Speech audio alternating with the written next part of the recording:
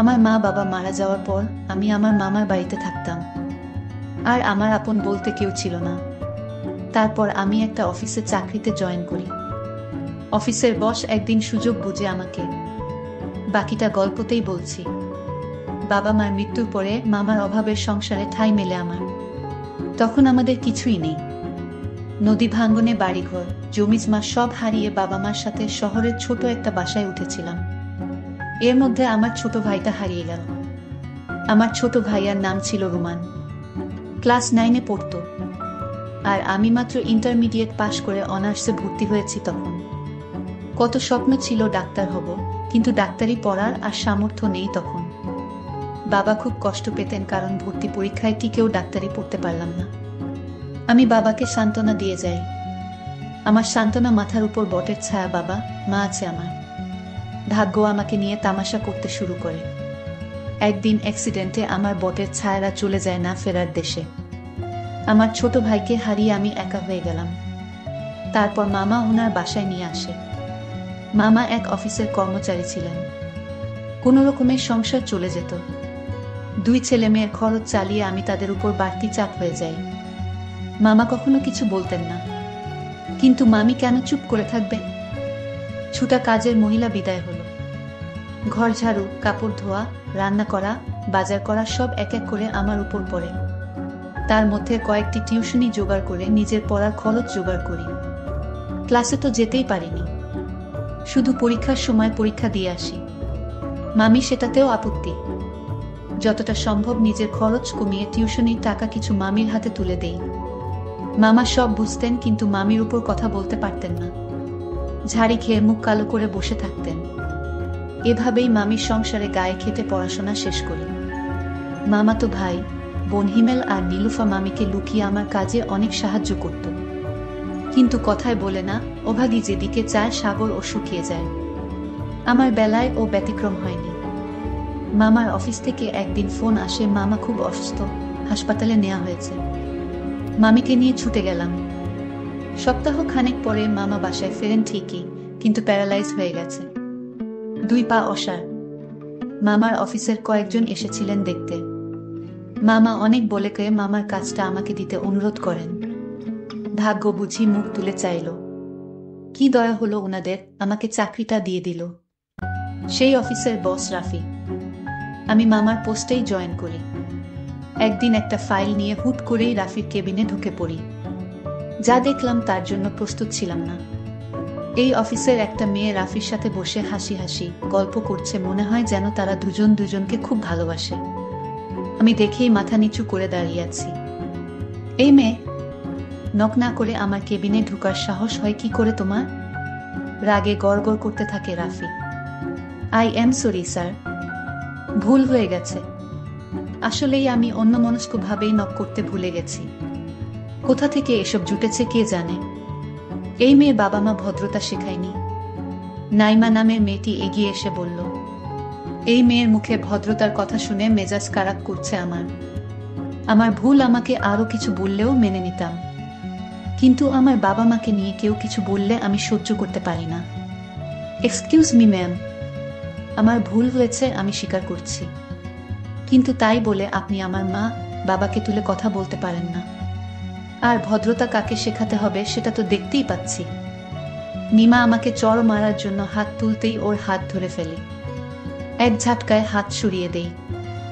আমার ব্যবহারে নিমা বোকা হয়ে গেছে। ভাবতেও পারেনি এমনটা করতে পারবো। রাফি এত সময় শুনছিল, এবার এগিয়ে আসে। এই মেয়ে, তোমার তো খুব সাহস দেখছি। স্যার, আপনার মিটিং এর ফাইল রেডি। Excuse me. ফাইলটা ডেস্কে রেখে আমি বেরিয়ে আসি। মাস খানেক কেটে যায়। নিমা আমার পেছনে লেগেই আছে। আমি সতর্ক থাকি যাতে আমার ভুল ধরতে না পারে। রাফি সেদিনের পর আমাকে কিছু বলেনি, কিন্তু 1 সপ্তাহের মধ্যেই আমার পোস্ট পরিবর্তন করা হয়। আগে মামার পোস্টে থাকলেও এখন আমি রাফি পি.এস। রাফির পাশের কেবিনটা আমার। এদিকে মাসের শেষে অফিসে একটা পার্টির আয়োজন করা হয়। পার্টি চলাকালীন আমি এক কোণায় দাঁড়িয়ে থাকি। এসবে আমি অভ্যস্ত নই। হঠাৎ খেয়াল করলাম সকলের মধ্যমণি রাফি নেই। কিছুক্ষণ পরেই রাফির ফোন। একটা জরুরি ফাইল নিয়ে কেবিনে যেতে বলে। নক করে কেবিনে ঢুকে দেখি রাফি চেয়ারে নেই। কেবিনটার একপাশে বসার জন্য আলাদা জায়গা আছে। তার পাশের জানালার কাছে রাফি দাঁড়িয়ে আছে। রাফি আমার দিকে তাকিয়ে আছে। রাফি আমায় বলল, তুমি আমাদের সাথে থাকতে পারো অনুষ্ঠানে। আমি বললাম, কখনোই না, আমি এসব অনুষ্ঠানে জয়েন থাকি না। আমার এসব অনুষ্ঠান ভালো লাগে না। আমি একটা জরুরি ফাইল জমা দিতে এসেছি এবং আমার এই মাসের বেতনটা দিলে খুব উপকার হতো। তখন আমাকে রাফি বলল, দেখো, বেতন তোমার কাল নিতে হবে। আজ বেতন দেওয়ার কোনো সুযোগ নেই। আমি বললাম, তাহলে আমি বাসায় চলে যাই। রাফি তখন রাগ দেখিয়ে বলল, এই তুমি কি ভাবছো এমনি এমনি টাকা দিয়ে দেব? কখনো না। আমার পিএস, আমি যখন তোমাকে ছুটি দিব তখন তোমার বাড়িতে যেতে হবে, তার আগে না। আমি বললাম, স্যার দেখুন, রাত হয়ে গেছে, তাছাড়া এখন তো আমার কোনো কাজ নেই, বিশেষ করে অফিসের কোনো কাজ নেই। এখন অফিসের সবাই মিলে আপনারা অনুষ্ঠান করছেন। আমি চলে যাই, প্লিজ আমাকে ছুটি দিয়ে দেন। রাফি বলল, এক কথা আমি বারবার বলি না, আর শুনতেও পছন্দ করি না। আমি তখন রাফিকে বলেছিলাম, দেখুন, আমার মামার জন্য ঔষধ নিয়ে যেতে হবে। আমি ঔষধ নিয়ে গেলে মামা খাবে, তারপর ঘুমাবে। অসুস্থ শরীরে মামা নিয়মিত ওষুধ না খেলে মামার সমস্যা হবে। এইদিকে মামা রাফির মোবাইলে কল করেছিল। রাফি ফোন রিসিভ করল না। মামা চিন্তায় পড়ে গেল, মেয়েটা এখনো আসছে না কেন। মামা মামিকে বলল, তুমি অফিসে একটু খোঁজ নিয়ে দেখো তো। রাত প্রায় 12টা বাজতেছে। মামি একটা সেজনি করে সোজা অফিসে চলে আসে। এসে মামি দেখলো আমি ক্লান্ত শরীর নিয়ে দাঁড়িয়ে আছি। মামি আমাকে জিজ্ঞেস করলো, কিরে মা, তুই এখনো বাড়ি ফিরিস না কেন? তোর মামা চিন্তায় পড়ে আমাকে অফিসে পাঠিয়েছে। মামি মামার পোস্ট থেকে আমাকে বাতিল করে রাফি স্যারের পিএস করেছে, আর তাই যতক্ষণ অনুষ্ঠান চলে রাফির সাথে আমার থাকতে হবে। মামি তখন রাফি স্যারকে বলল, মেয়েটাকে ছুটি দিয়ে দাও, রাত অনেক হয়েছে। রাফি তার জবাবে বলল, দেখুন, এরকম করলে কিন্তু আমি ওকে চাকরিতে রাখতে পারবো না। ঠিক আছে, আজ ছুটি দিয়ে দিলাম, নেক্সট টাইম এমন করলে আমি চাকরিতে রাখতে পারবো না। ঠিক আছে। তারপর মামি আমায় বাসায় নিয়ে ফিরল। মামা বলল, মা কি হয়েছে, এত রাত হলো কেন? মামাকে আমি সবকিছু খুলে বলি, কিন্তু কিছু করার নেই, আমার মামা অচল চলতে পারে না। আর এখন যদি আমি এই চাকরিটা না করি তাহলে মামাকে দেখাশোনা করার মতো কেই থাকবে না। তাই বাধ্য হয়ে আমার চাকরিটা করতে হলো। আমি মামাকে বললাম, মামা তুমি কোনো চিন্তা করো না, আমি আছি, আর সব ঠিক হয়ে যাবে। এরপর দিন অফিসে গেলাম। রাফি স্যার আমায় তার রুমে ডাকলো আর বলল, দেখো, কাল একটা প্রজেক্টের কাজে আমার শহরে যেতে হবে, তোমার আমার সঙ্গে যেতে হবে একদিনের জন্য। আমি বললাম, ঠিক আছে। আজ আমায় রাফি স্যার তাড়াতাড়ি ছুটি দিয়ে দিল আর বলল, কাল সকাল সকাল আসতে হবে। তাই পরদিন সকালে আমি অফিসে গেলাম। স্যার বলল, তোমার কিছু কাপড় চোপড় নিয়ে নাও, কারণ আজ না ফিরতে পারলে আমাদের থাকতে হবে। আমি আশ্চর্য হয়ে গেলাম, আজ শহরে থাকতে হবে? আমি মামাকে ফোন দিয়ে বললাম, মামা, আমি আজ বাড়িতে ফিরতে পারবো না, কারণ স্যারের সাথে একটা প্রজেক্টে কাজ করতে হবে, নইলে কোম্পানির অনেক টাকা লস হয়ে যাবে। মামা বলল, কি আর করবি মা, চাকরি বাঁচাতে হলে তোকে যেতেই হবে। আর শোনো মা, কোনো সমস্যা হলে ফোন করে আমাকে জানাস, ঠিক আছে? মামা, ওকে, ভালো থেকো। তারপর প্রাইভেট কার করে রওনা হলাম চট্টগ্রামে। স্যার আর আমি পিছনের সিটে বসলাম। স্যার মাঝে মাঝে আমার দিকে এক অন্যরকম দৃষ্টিতে তাকিয়ে থাকত। আমি তখন স্যারের হুঁশ ভাঙানোর জন্য বললাম, স্যার আপনার ছেলে মেয়ে কয়জন? স্যার তখন জবাবে বলল, আমার কোনো ছেলে মেয়ে নাই, আমি একা, আমি এখনো বিয়ে করিনি। দেখো, তুমি আমার পার্সোনাল বিষয় নিয়ে কোনো প্রশ্ন করবে না, তুমি আমার পিএস আর পিএসআর মতোই থেকা। ঠিক আছে স্যার, আমি আপনাকে আর কোনো প্রশ্ন করব না। রাফি স্যার তখন আমাকে জিজ্ঞেস করলো, তুমি তোমার মামার জন্য চাকরি করছো কেন? তোমার মা বাবা ভাই বোন নেই? আমি বললাম, না, আমার মামা মামি ছাড়া এই দুনিয়ায় আমার কেউ আপন নেই। গল্প করতে করতে আমরা চট্টগ্রাম পৌঁছে গেলাম। রাত হয়ে গেল। স্যারের চট্টগ্রাম একটা অফিস আছে, থাকা খাওয়া দাওয়ার সব ব্যবস্থা আছে হোটেলের মতোই। আমি এবং রাফি স্যার রাতের খাবার খেয়ে আলাদা রুমে ঘুমাতে গেলাম। রাত যখন 1টা বাজে, রাফি স্যার তখন আমার রুমে টোকা দিল আর বলল, অরুণ, দরজাটা খুলো তো, তোমার রুমে আমার একটা অফিসের ফাইল রয়েছে। আমার রুমে রাফি স্যার আসলো আর বলল, শোন অরুণ, তোমার জন্য একটা গুড নিউজ আছে। আমি বললাম, বলুন স্যার। একথা বলতেই আমার মোবাইলে মামির ফোন আসে। মামি বলল, তোমার মামাকে হাসপাতালে নিয়ে আসলাম, তোমার মামা আবার স্ট্রোক করেছে। আমি হাসপাতালে আছি। ডাক্তার বলেছে 2 লাখ টাকা জমা না দিতে পারলে তোমার মামাকে বাঁচানো যাবে না। আমি বললাম, মামি তুমি চিন্তা করো না, আমি টাকার ব্যবস্থা করছি। তখন আমি রাফি স্যারের কাছে অনুরোধ করে বললাম, স্যার আমার মামাকে বাঁচাতে হলে 2 লাখ টাকা জরুরি লাগবে। প্লিজ আমাকে টাকাগুলো দেন, আমি চাকরি করে শোধ করে দেব। রাফি তখন আমাকে বলল, দিতে পারি একটা শর্তে।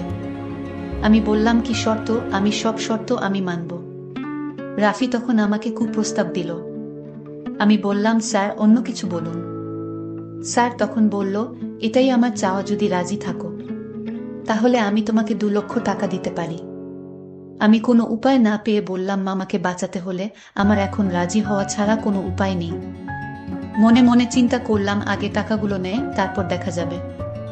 আমি রাফিকে মিথ্যা কথা দিলাম, আমি রাজি। আমি রাফি স্যারকে বললাম, স্যার আগে টাকাগুলো দেন, আমি আমার মামাকে বাঁচাই, তারপর আপনার বিষয়টা আমি দেখব। রাফি তখন ব্যাংক চেক দিল। আমি টাকা তুলে মামা যে হাসপাতালে আছে সেই হাসপাতালে আসলাম। মামি বলল, মা তুই এত টাকা কোথায় পেলে? আমি বললাম, আগে মামা সুস্থ হোক তারপর সব বলছি। মামাকে 3 দিন হাসপাতালে থাকতে হলো, তারপর মামাকে সুস্থ করে বাড়িতে নিয়ে আসলাম। পরদিন রাফি আমাকে ফোন করলো আর বলল, কি তোমার মামার অবস্থা কি? আমি বললাম, ভালোই আছে এখন। রাফি তখন বলল, তুমি কাল অফিসে এসো, তুমি কি ভুলে গেছো আমার টাকার কথা? আমি বললাম, না ভুলিনি, আমি কাল আপনার অফিসে আসব, আপনি কোনো চিন্তা করবেন না। পরদিন আমি অফিসে গেলাম। রাফি স্যার আমাকে তার রুমে ডাকলো আর বলল, আমরা যে প্রজেক্টটা সাইন করেছি সেই প্রজেক্টটা নিয়ে আসো। আমি অফিসে ফাইল নিয়ে যেতেই রাফি স্যার আমাকে বলল, বসো। আমি বসলাম। রাফি স্যার বলল, আমার কাছ থেকে তুমি যে টাকা নিয়েছিলে যে কাজের বিনিময়ে, সেটা কি করলে? রাফি স্যার আমার দিকে তাকিয়ে বলল, কি উত্তর দিচ্ছ না কেন? আমি বললাম, স্যার আপনার টাকা আমার বেতন থেকে কেটে রেখে দিবেন। রাফি স্যার রাগান্বিত হয়ে বলল, এটা তো কথা ছিল না। আমি বললাম, আমি আপনাকে মিথ্যা সান্ত্বনা দিয়ে টাকাগুলো নিয়েছি, আপনি যে প্রস্তাব আমাকে দিয়েছেন সেটা সম্ভব না, আপনার টাকা আমি ফেরত দিয়ে দিব। রাফি স্যার বলল, তাহলে এই মুহূর্তে টাকাগুলো দেন। আমি বললাম, স্যার কেমনে দিব এই মুহূর্তে, আপনার কি মাথা ঠিক আছে? রাফি স্যার আমার কথা সহ্য করতে না পেরে আমাকে চড় মারতে চেয়েছিল, কিন্তু আমি তার হাতটা ধরে উল্টো রাফি স্যারকে একটা থাপ্পড় মেরে দিলাম। রাফি স্যার বলল, কত বড় সাহস তোর, তুই আমার গালে চড় মারলি? এই অফিসের সবাই আমাকে বাঘের মতো ভয় পায়, তোর এত বড় সাহস, আজ থেকে তোকে এই অফিসের চাকরি থেকে বহিষ্কার করলাম। আমি চাই না আপনার অফিসে চাকরি করতে। আমি রিজাইন দিয়ে চলে আসলাম। যখন চলে আসি তখন আমার ছোট একটা মাইনি ব্যাগ ছিল, সেই ব্যাগে আমার আর আমার ছোট ভাইয়ের সাথে অর্থাৎ একসাথে ছবি ছিল। আমি ভুল করে অফিসে সেই ব্যাগটি ফেলে রেখে আসলাম। রাফি স্যার তখন সেই ব্যাগটা হাতে তুলে নিল। তখন ব্যাগটার ভিতরে ছবি দেখে সে চমকে উঠে, এটা তো আমার ছোটবেলার বোনের সাথে তোলা ছবি। আমি হতাশ হয়ে গেলাম। আমি তাড়াতাড়ি মেয়েটির বাসায় গেলাম। বলতে ভুলেই গেছিলাম, আমার বড় বোনের নাম ছিল রিনা। আমি তার বাসায় ঢুকতেই বলল, এই নিন আপনার টাকা, মামার যে জমিটুকু ছিল সেটা বিক্রি করে দিয়েছে। তার মুখে টাকাগুলো ছুঁড়ে ফেলে দিলাম। আপনি টাকাগুলো নিয়ে এক্ষুনি বাসা থেকে চলে যান। আমি বললাম, ঠিক আছে চলে যাব, তার আগে বলুন এই ছবিটা আপনার কাছে কিভাবে এলো? আপনি ভুল করে এই ছবিটা অফিসে ফেলে এসেছেন। সে উত্তর দিল, সেটা আপনার না জানলেও হবে, এটা আমার পরিবারের বিষয়। রাফি তখন বলল, আমি চলে যাব, কোনোদিন আসবো না, শুধু একবার বলুন ছেলেটির সাথে মেয়েটি কে? সে বলল, এটা আমার হারিয়ে যাওয়া ছোট ভাই, আমি ওর বড় বোন। আজ থেকে 20 বছর আগে আমি তাকে হারিয়ে ফেলেছি। রাফি তখন চোখের পানি ছেড়ে বলল, তার পায়ে পড়ে বলল, আমাকে মাফ করে দে আপু, এই ছবিটির ছেলেটি আমি তোমার ছোট ভাই। নদী ভাঙনে আমি হারিয়ে গিয়েছিলাম। তখন একজন বড় লোকের বাসায় কাজ করতাম। ওনারা তাদের ছেলে হিসেবে আমাকে দেখত, কারণ তাদের ছেলে মেয়ে ছিল না। আর তখন ওনারা আমার নামটা পরিবর্তন করে রাফি দিয়ে দেয়। তাদের ব্যবসার দেখাশোনার দায়িত্ব আমাকে দেন। আমি তোমার ছোট ভাই আপু। আমি তোমার সাথে যে অন্যায় করেছি আপু, সেটা ক্ষমার যোগ্য না। আপু তুমি আমায় ক্ষমা করে দাও। রিনা তখন চোখের পানি ছেড়ে বলল, আমি আমার ভাইকে পেয়েছি, এর চেয়ে আনন্দ আর কি হতে পারে। প্রিয় বন্ধুরা, গল্পটি তোমাদের কাছে কেমন লাগলো তা অবশ্যই কমেন্ট করে জানাইবা। আর এরকম নতুন নতুন গল্প পেতে আমাদের চ্যানেলটিকে সাবস্ক্রাইব করে পাশে থাকবেন। ধন্যবাদ।